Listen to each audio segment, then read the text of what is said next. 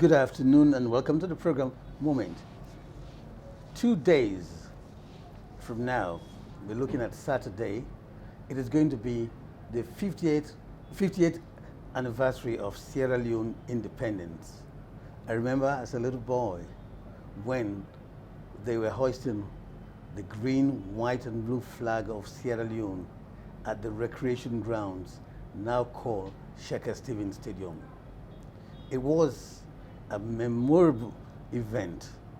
And guess who was the commentator at that time for the Sierra Leone Broadcasting Service? We had John Akah, an icon. He's left us and has gone beyond the blues. John Akah was also the brain behind the Sierra Leone National Dance Troupe. But today, after 58 years of independence, what have we achieved and what can we boast of in Sierra Leone today? Well, in subsequent programs, I'm going to be inviting different shades of opinion to come and talk about all these all-important issues. But on the program Moment today, we are looking at one area in the country that had almost become an accepted norm. Do you know what I'm talking about? Corruption. But before we go to corruption again, let me just quickly say this in passing, that I know Independence Day, you are around to bring out your flags, at least to celebrate Sierra Leone's Independence Day. But my biggest worry and concern, like I've been saying and preaching, is that we should know the shades of color of the Sierra Leone flag. What we came out of independence on that day, 1961, at the recreation grounds. Today, we are seeing all shades of the flag. Different green, different blue. I think this is something, after the anniversary, we should try to amend and make sure we have the right colors. But let me come back again to corruption in Sierra Leone, which had almost become an accepted norm. Well, one man whose name is riding high in the fight against corruption is the Anti-Corruption Commission boss, Francis Ben Kelfala. Welcome to the program Moment, Francis. Thank you very much, Bill. Thank you. When you took over the reins of the office of the Anti-Corruption Commission, how would you describe corruption by then? Well, as you know, the government transition report, which took place just before I took office and after President Bio became president of Sierra Leone, described corruption in the country as egregious, endemic, very, very, very, very endemic. So I joined in that description to say at the time when we took up office, corruption was so endemic. And recently I referred to it as stinking corruption. And that has been replicated in the recent government technical audit, which showed in 4 sectors how corruption had taken control of the country, of the systems, of everything that we hold there as a nation. That is really what the state of affairs was at the time when I took over as Commissioner of the Anti-Corruption Commission. But as today, people are talking about some of the good things that they are seeing and they're witnessing as a result of the fight you've put up against corruption. What are the things you've instilled into the society that people are talking about? Well, firstly, we have captured the attention of the population to understand and believe that corruption is not the normal, that it is an abnormality and we have to root it out. And rooting it out requires human action. The president has shown considerable commitment to this, and we at the ACC have taken up the challenge, and we have spread the fight against corruption in a way that has really captured the imagination of the country in a way that probably had never seen before. I mean, for example, the ACC in the years before, in the entire year, would have 4, 5 convictions maximum. in just 10 months, we have 13 convictions. Even today, there was a conviction of the former Deputy Minister of Works, today, as we speak. We have been able to recover our recovery now stands at very close to 13 billion euros. The rate at which all this is happening is breathtaking for the Sierra Leonean. The commitment to pay back in the next 6 months alone is going to be over 21 billion euros. So these are things that are happening, and the people of Sierra Leone are seeing real-time results in the fight against corruption. And also, they have also seen that the reach and effort of the Anti-Corruption Commission has no boundaries. In a very short time, we have struck every institution that was considered to be secret in the past, from the judiciary to the police to the customs department to all ministries and agencies. We have gone into them and come out with facts to the people of Sierra Leone to see how corruption had taken over these places. We have charged people who were considered to be secret cows in the past. Some have been already convicted. So really, the fight is raging on at a tenacity that the country had never seen before. And all I can say at this stage is that we are mentally, physically, and emotionally prepared for this, and we are going to do it for the people of Sierra Leone. Talking about the conviction of the former minister, there's a little bit of twist or story added to the conviction that you may want to share with the public. The one where he pleaded guilty? Pleaded guilty, and is it the one that denying the property he owns? Oh yes, we have a property in Connaught which is his property, which we believed was his property. But when we arrested him and we then sent in police officers to this property and we took control of it, he came to the commission and denied the property. So the property is now in Connaught, and we are going to find ways to hand it over to the state because he has said it does not belong to him. And nobody has been able to claim it. Even the authorities who work there, when we asked them, you work in this place, who owns this hotel? They said they don't know who owns the hotel. Who have you paid money to? They said, well, we only pay into an account, we don't know who owns it. So basically that hotel is available to us.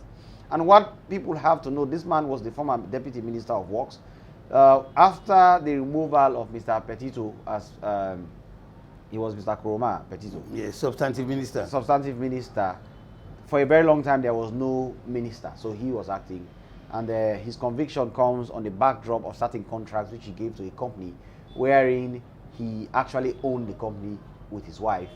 And so he was basically using the company to do business with himself. So we charged him to court and he pleaded guilty. And he has been fined 250 million euros. Even that fine is something which was almost unheard of for one count. 250 million euros charge. It shows you how the country has accepted the fight against corruption and how seriously it is being dealt with even by the judiciary and the court. But that is, those are the kinds of stories that are coming out of the fight against corruption. And we are happy that the people of Sierra Leone are following, and they are really, really giving us the support that we need. The president is also committed. Retired Brigadier Julius Maada Bio is doing his best. His rhetorics are consistent with his positions. What he tells me in private is what he says in public. That is the kind of liberty we are enjoying in the fight against corruption. And as long as we continue to enjoy that kind of thing, the president is with us, the people of Sierra Leone are family behind us. There is no boundary we will not break in the fight against corruption within the next 5 years. The sting operation you carried on the Sierra Leone Police Force, how did it come about? Well, we have a very strong surveillance system in the ACC. We have a surveillance system. We have a strong intelligence system. We have a reconnaissance system. So we set all at play, and we came to know that police officers had what they call logging.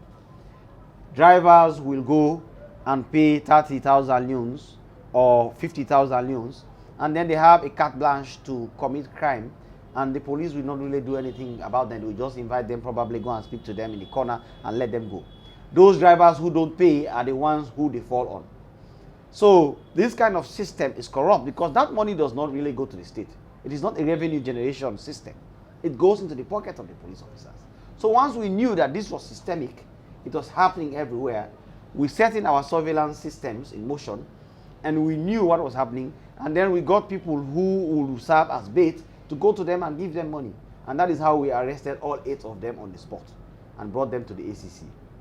And they are being investigated. We have also handed them over to the CDID, the punishment wing of the police, for the police to also take action against them. So that is how that came about, surveillance. That is how the raid against customs came about.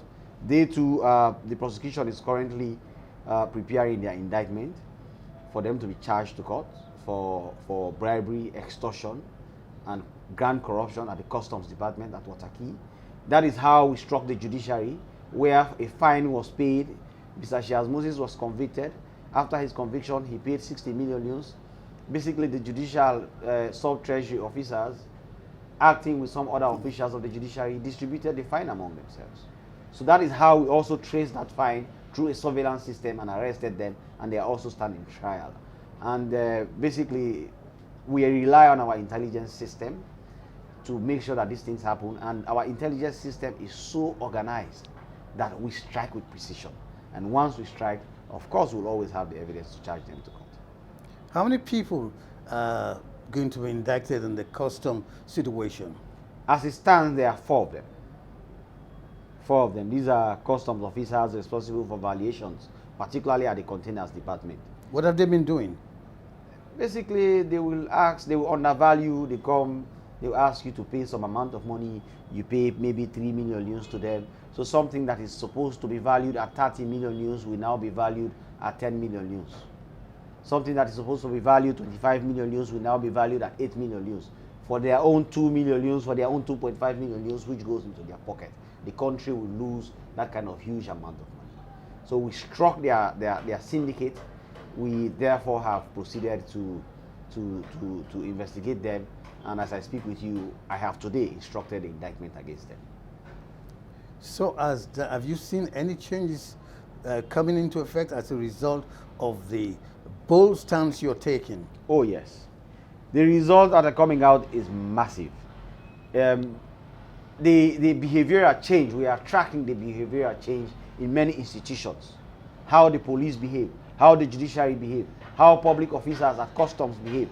All these places are changing. Businessmen are coming to say, for the first time in many years, I've been doing business for 16 years. I cleared my goods with nobody asking me for money. Some people even come to say, I offered money, and they said, no, we will not accept money. Go and pay there. That is where they collect money. So these kinds of behavior change. Go to the judiciary right now and see how the place has been organized.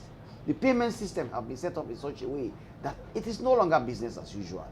Even the police, many people tell you, the traffic police now, you offer them money, they will tell you, no, we will not collect money. They prefer to even warn you and let you go. These are the kinds of things. Ministers of government, some of them call me to say, somebody came and bribed me. I did not only give him back the money, I make sure I film it. Do you want to see it? Sometimes I tell them, no, as long as you've done that, that is fine. But what we are witnessing in the country is a steady behavioral change.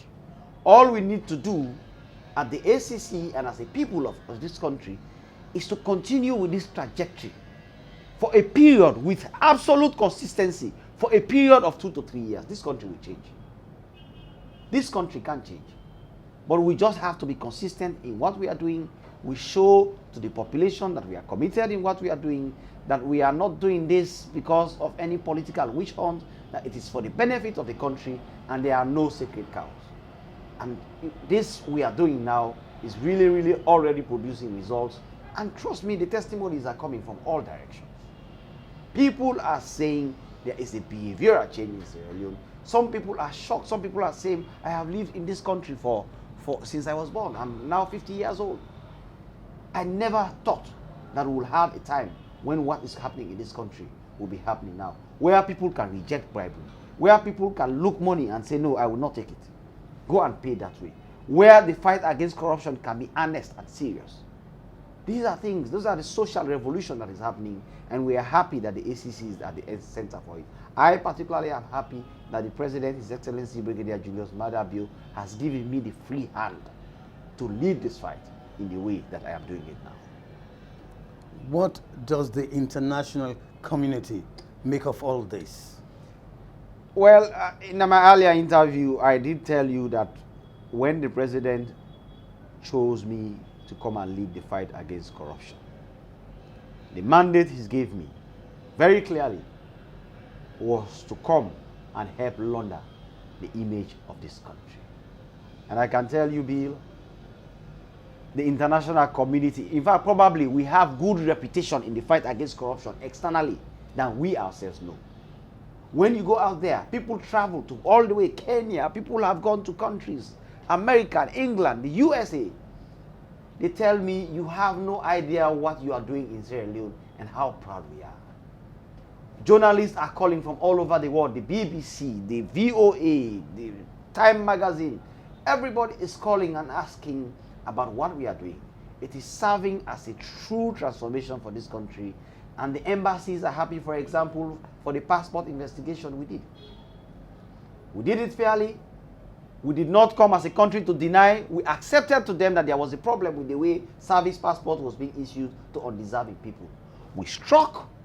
We arrested people at the Ministry of Foreign Affairs. We arrested people at the Immigration. We arrested people in various MDAs. We completely busted the syndicate that was responsible for printing and distributing service passports to undeserving people. And we charged them to court, and they are standing trial right now.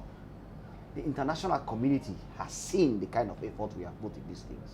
They have seen the real-time result that is coming out. If you go to the Ministry of Foreign Affairs right now, that department was on the ground floor. It was basically unregulated. Now they've taken it to the third floor.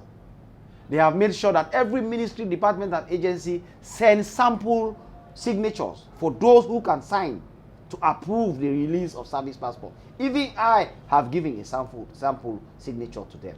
So it tells you what is happening goes beyond the mere charging of people to court and convicting them. It is the result of what is happening in the MDAs. It is the result of what is happening in the public service that Sierra Leone is going to benefit from. And it's not even waiting for long for that to happen. It is happening right here as we speak.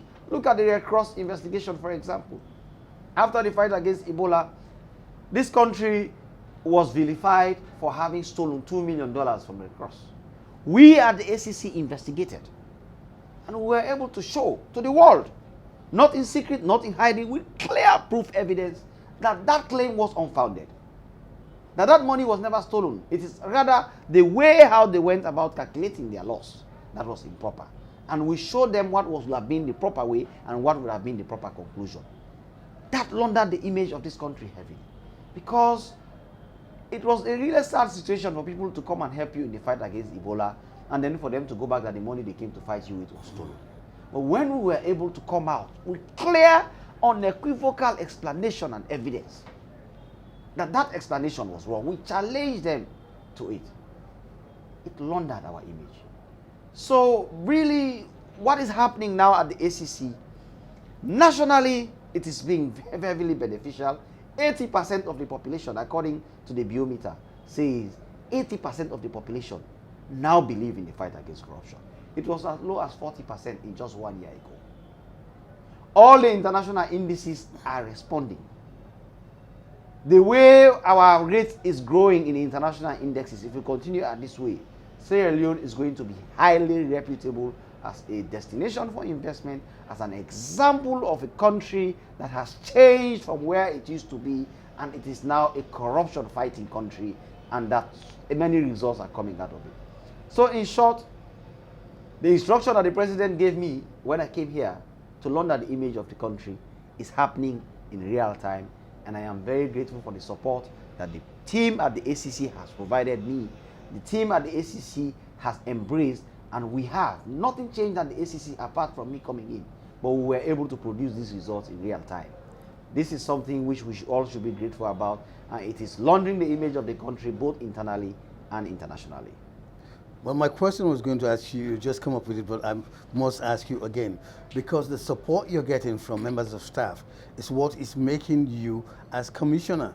Because without them, you would not have been doing what you're doing. Trust me, the staff from the directors to the deputy directors, managers, all heads of departments, they have been absolutely wonderful.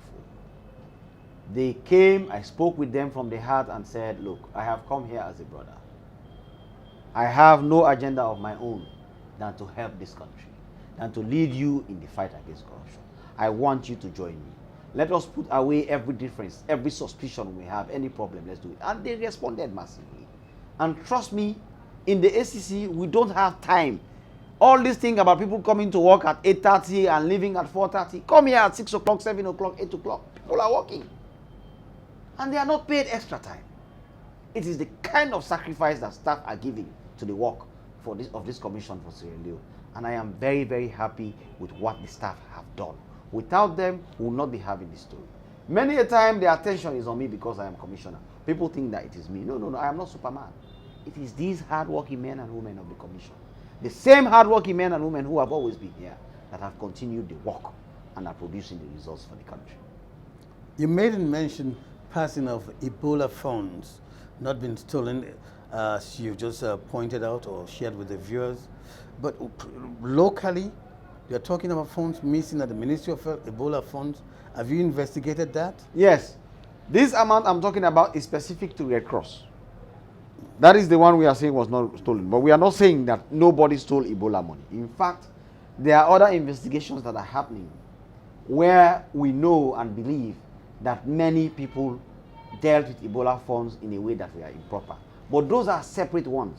Investigations continue into them. This is just a single one that has to do with Red Cross that we are talking about. So that, thank God you asked that question. The clarification has to be made that it does not mean Ebola funds were not stolen. But the one that Red Cross stole, specifically the $2 million, we can unequivocally say that the foundation upon which they stood to make that declaration was wrong.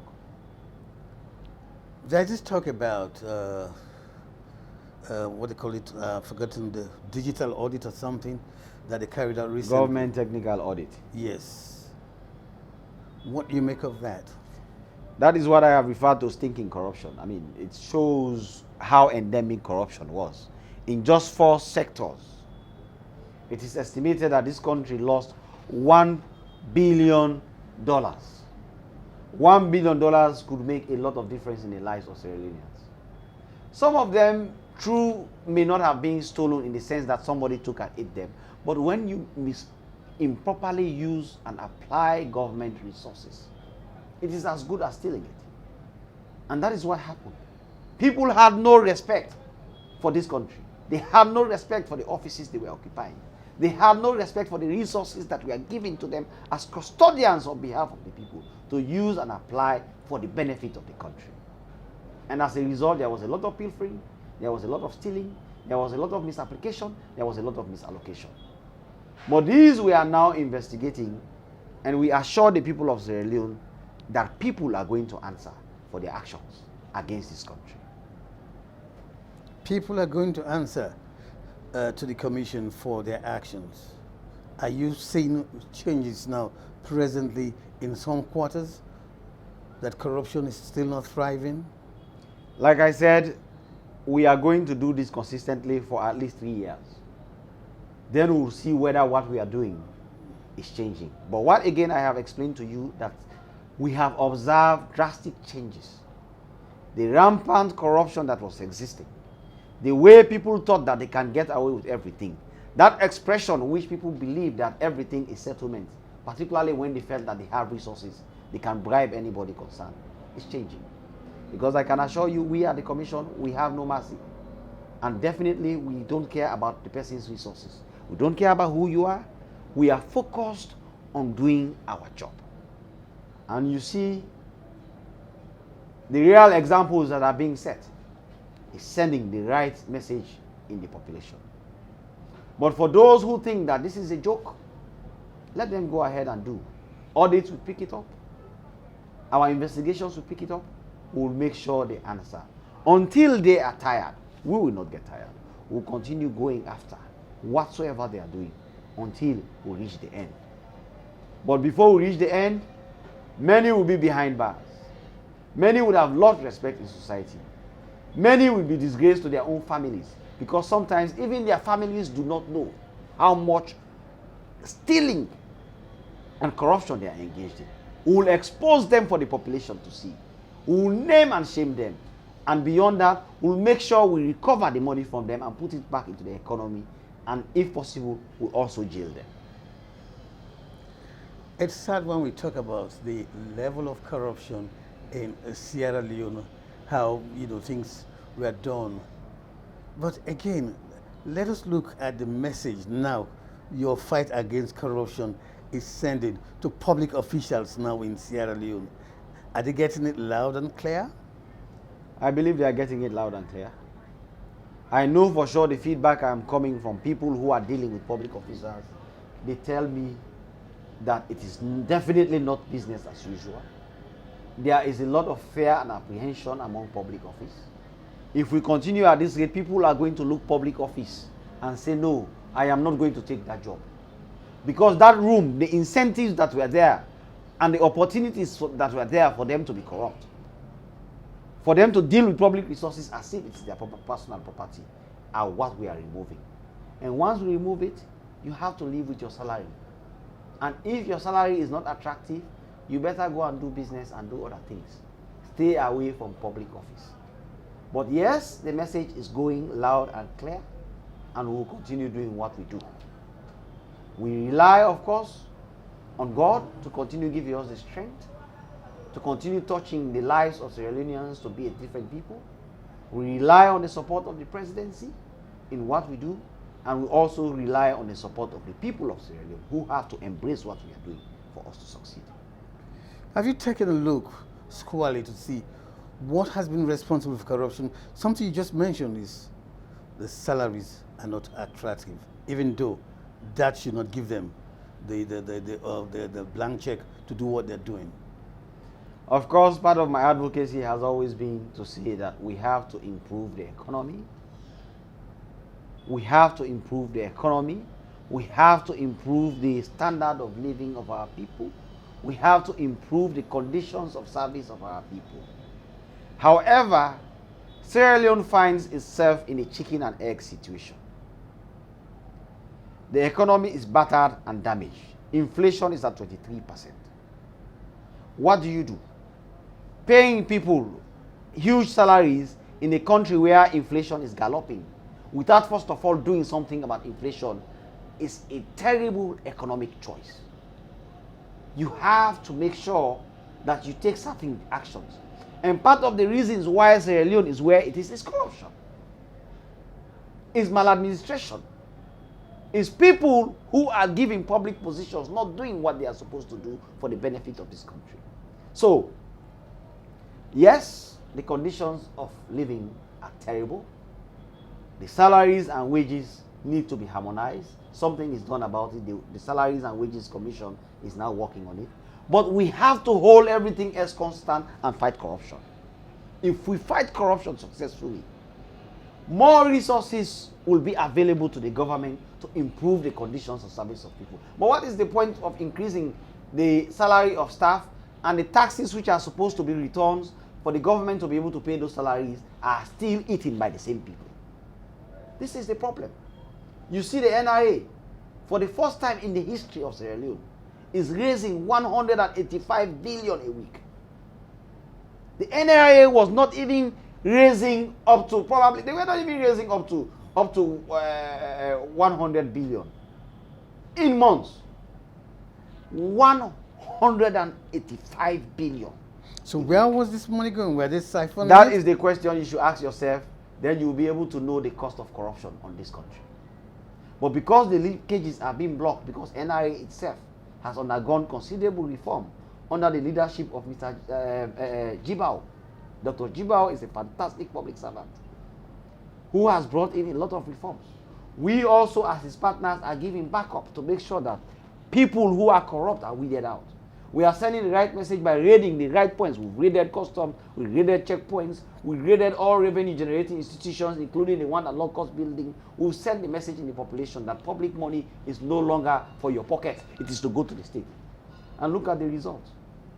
185 billion in 5 days. Imagine if we had been getting 185 in 5 days for 5 years. Would this country be beggarly? Will we rely on resources from externally for us to have food for our children? These are the real questions that we should ask ourselves. But like I told you, we are seeing the real-time benefit of fighting corruption. We are seeing the real-time benefit of the right environment, how it benefits the country. What we do is to fight corruption. And the benefits of fighting corruption are not even hard to see.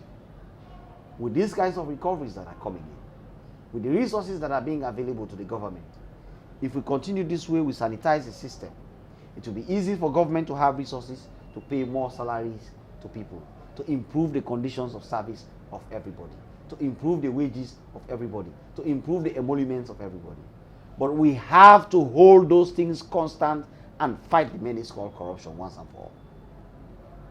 The program you're watching is Moment broadcast on Star Television, the power of communication. And you bet my guest on the program today is the Anti-Corruption Commissioner, Francis Ben Kelfala. I guess you've learned a lot. Not only learning a lot, but maybe this is the time for you to sit up and say, I am going to become a patriotic Sierra Leonean because of the things that have been going on in the past. They've undermined the state. Like, for instance, the progress, the development Sierra Leone should have made in the past. Today we're talking about the health sector. It's not good. Who's responsible? The anti-corruption boss has just printed it out to you for you to know who are the people that were responsible for all these kind of things that we're having problem with in our society today. We're taking a break, and when we do come back, Moment continues. Yes, taking into consideration the plea mitigation, but not that these kind of offenses are becoming rampant, and the court has to do something to deter the reoccurrence. So I therefore sentence you to 3 years in prison.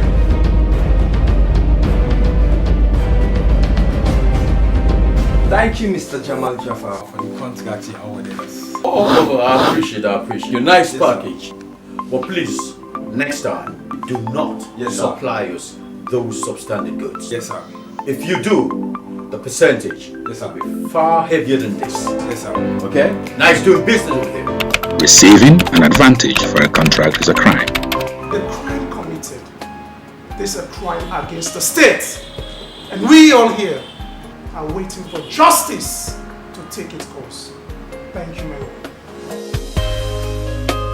My lord, accept the judgment of this court. My client is a first-time offender. He is a family man. I am pleading with this court not to impose a custodial sentence, but in the alternative, my client should be given a fine. I rest my case.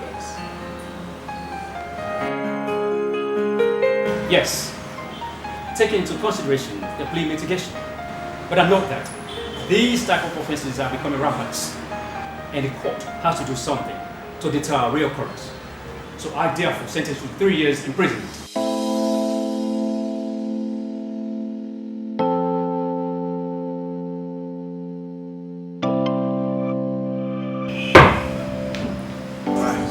What?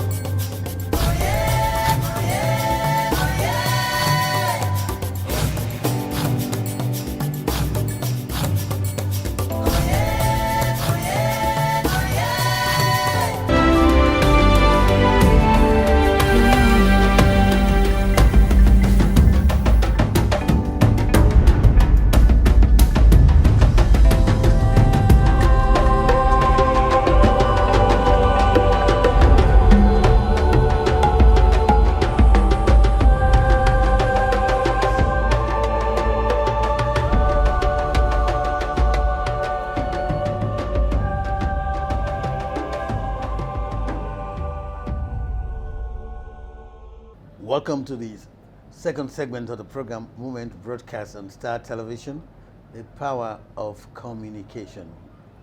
And today, Mr. Kelfala, head of the Anti-Corruption Commission in Sierra Leone, is going around today, at least, boastful, because he has accomplished or trying to achieve what he wanted, the establishment of a court to fast track some of the convictions and trials of people who have been found guilty of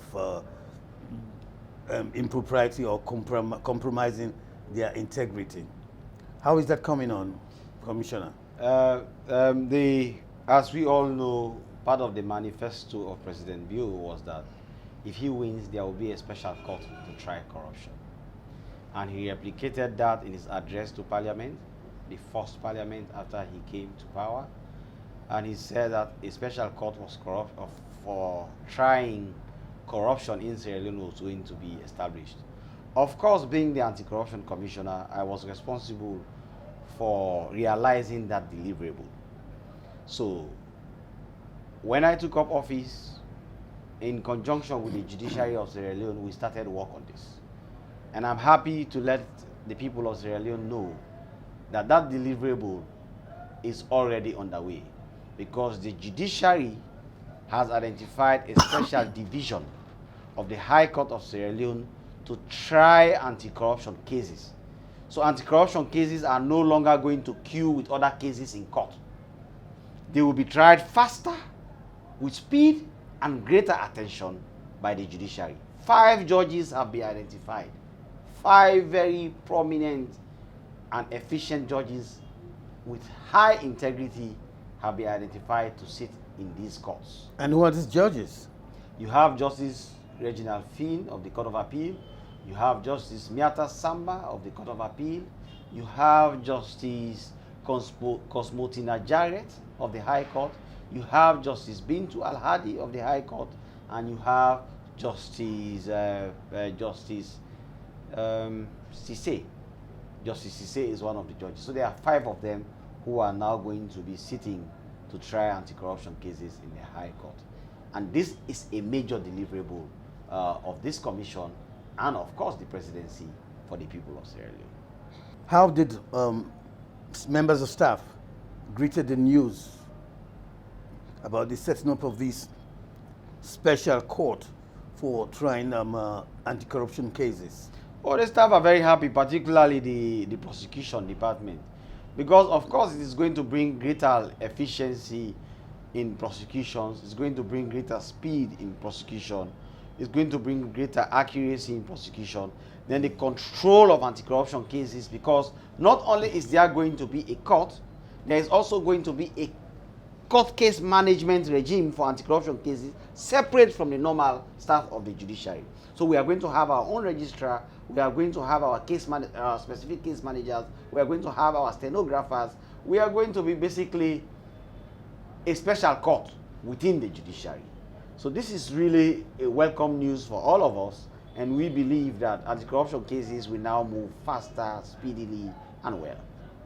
Mr. Commissioner, what does this court mean for Sierra Leoneans? What this court means is that we are going to have greater efficiency in the case management for anti-corruption cases. It also tells you how serious the current dispensation takes the fight against corruption, that it is ready and willing to give it a special court and specialized judges to deal with corruption cases. Puts corruption really in a special class, and it tells you that it has to be dealt with that degree of urgency. This is really good for the people of Sierra Leone. It's like a dream come true for all of us at the ACC, and for many who have always wanted to see that corruption, the fight against corruption, is taken seriously. I don't think there could be greater seriousness given to the fight against corruption than to have a specially dedicated court and judges to deal with it. So this is really good for the people of Sierra Leone. This is good for country, and itself sends the right message within the population that Sierra Leone has decided and declared zero tolerance to corruption. It's no longer a secret, because in the past we've seen institutions of higher learning that they have been involved or practicing corruption at examinations, even at secondary schools in Sierra Leone across the country. What are you making of that? Of course, you know that, like I said, the reach of the ACC has gone far and wide. You know that we have tried professors of universities and found them guilty for academic corruption. You know that we have even arrested school pupils and people who facilitated them to take the WAS exam under improper exam communication so as to give them advantage. We have worked with WAEC. We did our investigations. However, I must tell the people of Sierra Leone that WAEC resisted our attempt to help them improve their systems and processes to make sure that exams are conducted with greater integrity. So why did they resist you? Well, they are saying that they are not part of the government. They have their operations uniform in every country. So we cannot push them to have a system that is different in Sierra Leone than that they have in the Gambia, in Nigeria, in Ghana. And they know, they admitted, the Secretary General of WAEC from Ghana sat here in my office and admitted that they are aware of what is happening. As I can tell you, WAEC exams are being sold on social media. We have recordings of people who put adverts to say, pay X amount of money, we'll join you to a VIP group, and in that VIP group, 2 to 3 days to the exam, they put the questions that are supposed to come. We gave them the evidence.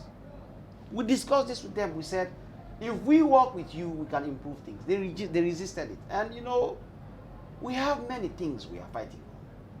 We have too many battlefields and fronts. If we have a non-cooperative institution like WAEC, in terms of allowing us to improve their systems and processes, then of course we let them continue. And the exams they are conducting right now is saddled with malpractices. But we don't want to be a part of a system that is not result oriented. If we have to join WAEC, for example, to monitor the exams, the purpose has to be that at the end of the day we'll put in place proper systems for those things not to happen. So even when they asked us to join them to monitor the exams, we said no, we'll not join. Because first of all, we have their script room, for example. We brought to their attention how porous their script room was. Exam will finish. They are supposed to return the scripts to the exams hall probably 3 to 4 hours after the exam. They will be brought 3 days later.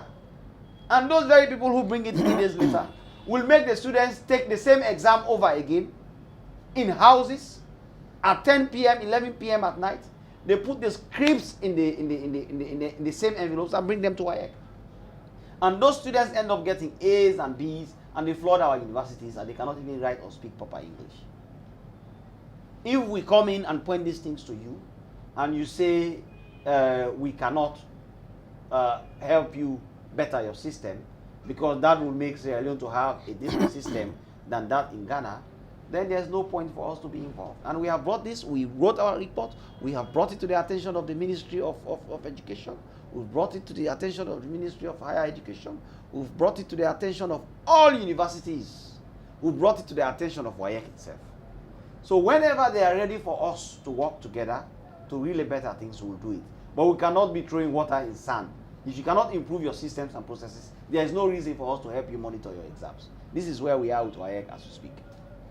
Mr. Commissioner, what are the implications for the country as a whole when we have things like this going on? WAEC is like the gateway for entry into public institutions. We are having people becoming doctors without passing the exams. Because if you cheat and get A in chemistry and physics, and you end up becoming a medical doctor, you can imagine what is going to happen to this country. You have people who are going to read law degrees with these results that are coming from WAEC.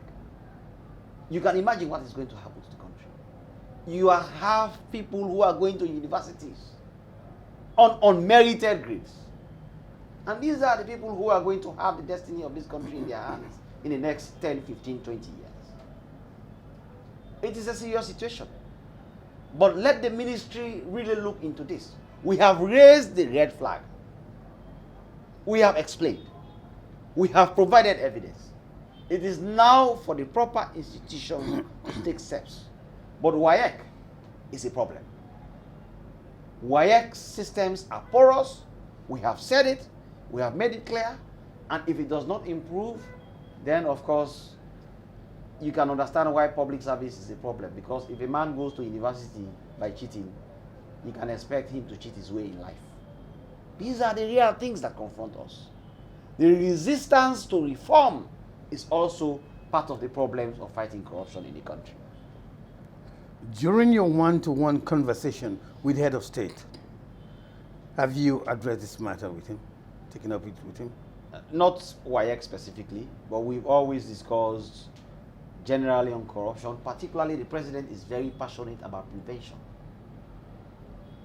He believes that the strength of fighting corruption lies in prevention. And we've had discussions around this, and he has committed that he's going to do. Prevention is very expensive. The right technology to be deployed in the system, the right systems and processes to be deployed, receipting systems, for example. Technology that removes opportunities, incentives, and incidences of corruption so that people don't interface cash. To change the economy from a cash-based system to a cashless system. These are things that are very important to the president, and he has committed to ensuring that we commit maximum resources to improving our prevention system. Because we cannot continue fighting corruption like the fire brigade. We don't wait when there is fire, then the ambulances come running in. We have to make sure that we deploy proper systems. We deploy the extinguishers.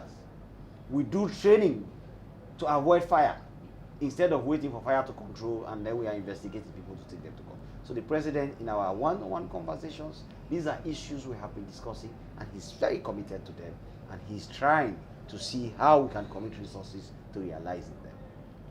One area again in the community that people are talking about, and much has not been seen the ACC moving towards, is that of unexplained wealth in Sierra Leone. Today, you see a lot of people moving around. They are not involved in any kind of form of a business, but yet still, they amass a lot of wealth. They are constructing 2-3 houses. They're driving in luxurious cars.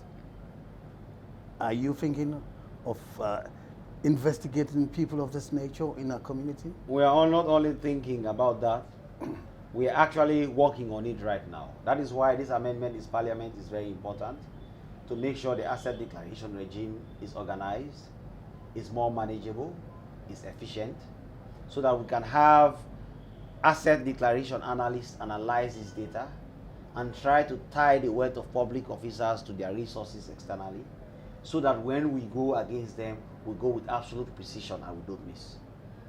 But even now, the instructions that have been given to all investigators, every investigation that is happening in Sierra Leone, the start point has to be, what assets do you have?